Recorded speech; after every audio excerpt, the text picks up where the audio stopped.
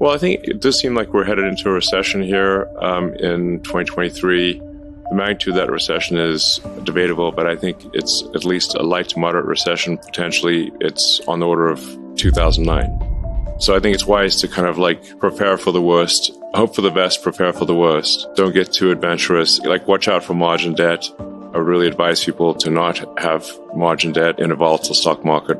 And, from a cash standpoint, keep powder dry. You can get some pretty extreme things happening in a down market. Like Fred Johnson, who was the CFO of SpaceX, was at Broadcom in 2000.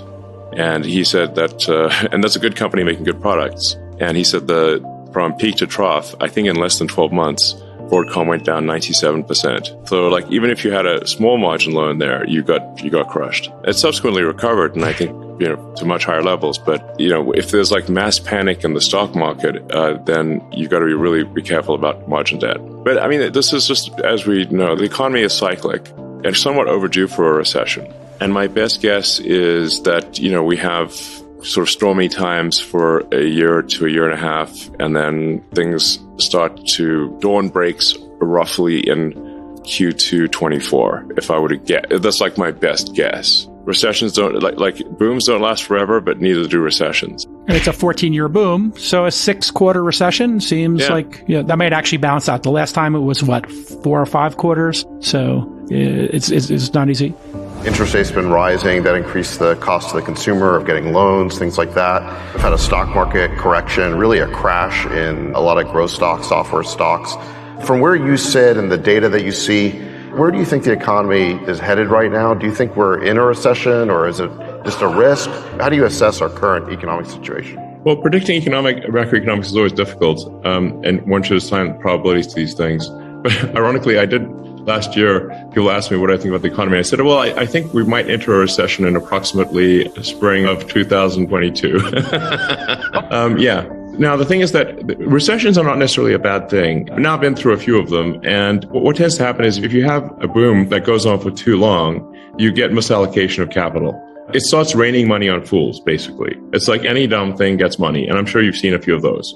So at some point it gets just out of control, and you just have a misallocation of human capital where people are doing things that are silly and not useful to their fellow human beings. And then those companies, there needs to be sort of an economic enema, if you will, to have everyone sort of shift uncomfortably in their seats. But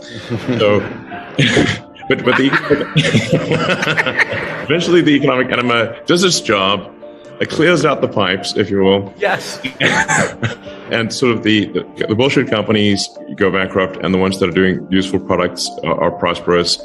And but there's certainly a lesson here that if one is making useful product and has a company that makes sense, make sure you're not running things too close to the edge from a capital standpoint, that you've got some capital reserves to last through irrational times. Because in the past, when there's been a recession, it has gone, it's amazing, it's flipped like a light switch. I mean, David, do you remember this from the PayPal, ex-PayPal days, when we raised $100 million in March of 2000, and we had, the demand was so high, we had people like VCs, like just literally without even a term sheet, wiring money into our account. They literally were like sleuth out our bank account number and wire money in. And we're like, where'd this come from? And it's like, so it was like, there was literally fire hosing money in March of 2000. And then in April 2000, the market went into free fall, and it went from raising money was trivial to even good companies could not raise money in a month. So it's just important to bear in mind, like that, PayPal almost went bankrupt in 2000. We came close, but thankfully we'd raised that $100 million in March 2000, without which we would be in game over, basically. And we kind of saw it coming. So it's like we got the X-Confinity merger done in like 3 weeks and raised $100 million. Because we were all like, we see this coming to an end pretty soon. And then a month later, it was like, a nightmare, basically. And make sure if you're a healthy company, you got some capital to get through things. And then watch your costs. And if it is a recession, which more likely than not, it is a recession. I'm not saying it is, but it probably is. Then just watch your cash flow and get to positive cash flow as soon as you can. So I think we probably are in a recession, and that recession will get worse. But these things pass, and then there will be boom times again. So it'll probably be some tough going for, I don't know, a year. Maybe 12 to 18 months is usually the amount of time that it takes for a correction to happen. The obvious reason for inflation is that the government printed a zillion amount of more money than it had, obviously. It's like the government can't just, have issued checks far in excess of revenue without there being inflation. Velocity of money held constant. So unless there's something would change with velocity of money, but if the federal government writes checks, they never bounce. So that is effectively creation of more dollars. And if there are more dollars created, then the increase in the goods and services output of the economy, then you have inflation. Again, velocity of money held constant. But this is very basic. This is not like, super complicated. And if the government could just issue massive amounts of money and deficits didn't matter, then why don't we just make the deficit 100 times bigger? Okay. Yeah. And the answer is you can't, because it will basically turn the dollar into something that is worthless.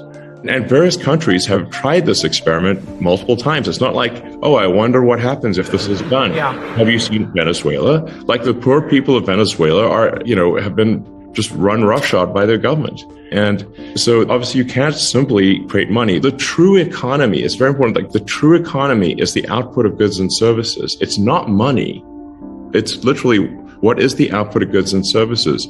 Money is simply a way for us to, or anything that you call money is a way for us to conveniently exchange goods and services without having to engage in barter, and also to shift obligations in time. Those are the two reasons that you have money. This thing called money. It's really it's a database. Money is an information system for labor allocation and for exchange of goods and services and for translating in time. Now, the quality of that information is a function of, it's like you can apply information theory to money. And I think it helps explain why one money system or why one action is better than another. And so just like an internet connection, you'd want something that's high bandwidth, low latency and jitter, and is not dropping packets, does not have a lot of errors in the system. And the same is true of money. And really, like you said, what did PayPal really do? That it helped improve the bandwidth, the speed at which money could move. Instead of mailing checks back and forth, which amazingly, that was what people did in 2000, you could now do real-time exchange of money, and now you could ship your goods immediately instead of mailing a check and waiting for the bank to clear the check. So the ultimate thing that with PayPal, or if it sort of was in the X.com, less sort of niche payments and more sort of broad financial, would be to simply disintermediate all the heterogeneous COBOL databases out there running on mainframes doing batch processing, and have a single real-time system that was secure and not batch processing. So it would just be, from an information standpoint, more efficient. And eventually all the batch processing COBOL mainframes operated by the banks would cease to exist. I sure hope we don't need a war. There will be certainly, an economic competition that I think will blow people away when they realize just how competitive they have to be competitive with companies in China. It's very difficult.